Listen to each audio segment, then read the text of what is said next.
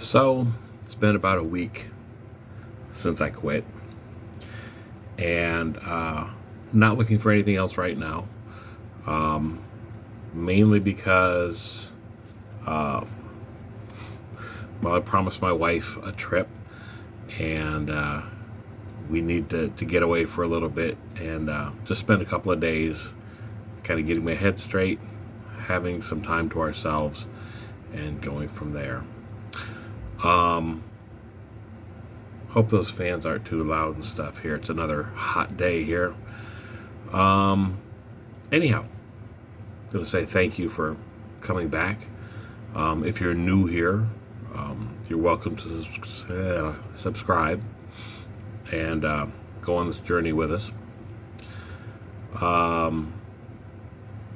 But I think I should start talking about more practical matters. What started me off on this journey, as much as, I'll say a year and a half ago, is the idea or the understanding that I finally came to, that I'm getting taxed at like 30%. The work that I do, the backbreaking work that I do or that I put in over the years, is what's taxed the highest by the U.S. government. I know there are other countries that are far worse off. It's not the point.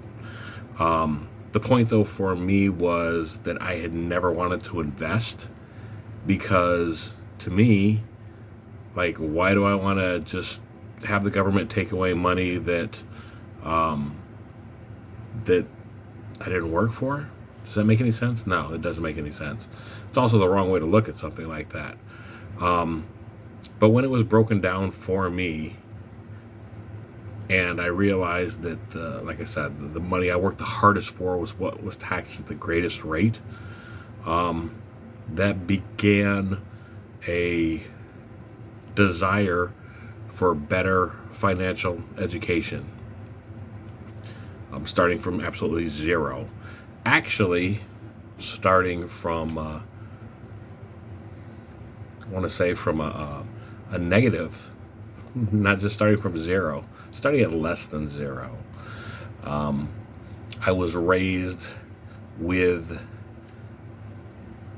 I'm going to say, the traditional Christian values, though it's maybe not fair to put it all off on Christianity, but, poverty was something to be looked upon, and money was evil, and God would provide, and there's any number of things. Don't worry, I'm not going to start preaching. But what I do believe is that God helps those that help themselves.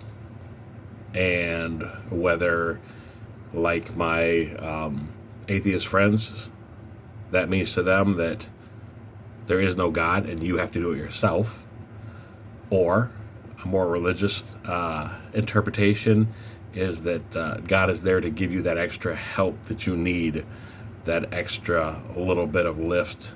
What was my point? My point was that God helps those that help themselves. So, becoming financially educated was one of the first things that really, helped me start getting my house in order, so to speak.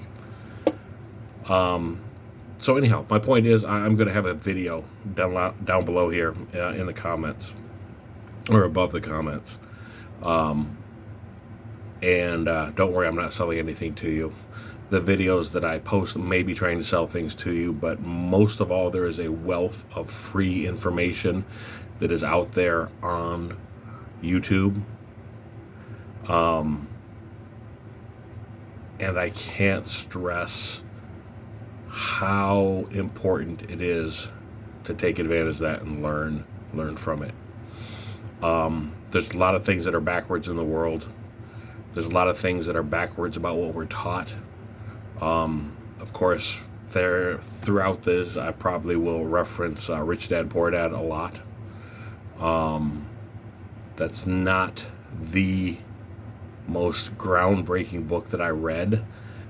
It's a very good book, but listening to Jaspreet Singh, from minority, the minority mindset was the thing that actually opened my eyes. And I can see I'm running long here and stuff, but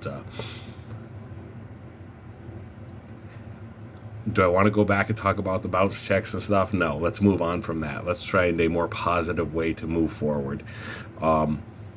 So anyhow, that's just a brief thought for today. Is do what you can to get educated about money, and watch everything that you can, and don't be afraid to listen to opinions that aren't the same as yours. That's really the best advice I can possibly give you, because either you'll find a way to refute that argument, whatever it is, or you might open up your mind a little bit more to ideas and thoughts that can really make a difference in your life. Yeah, we'll leave it at that for today. Thanks for watching. Feel free to subscribe, leave a comment below. And for those of you that are taking the time to comment and support, I want to say thank you very much. It means a lot.